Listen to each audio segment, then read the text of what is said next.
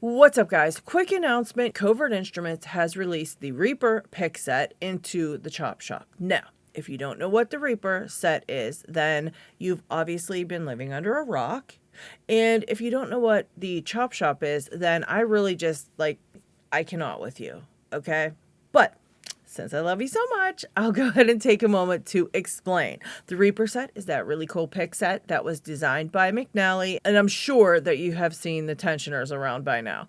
And the Chop Shop is where you can go over on Covert Instruments website to get individual picks. And now the Reaper set's over there as well. So you can get the individual Reaper picks, and you can even get the tension set by itself. All right. Don't forget to like. Other thing I wanted to tell you guys, don't forget that there is a pick set over there that I've chosen. It's called the Lady Locks pick set. Now, it doesn't have anything like marked saying Lady Locks or anything. It's just picks that I chose that I think would make a great set from beginners all the way through till advanced.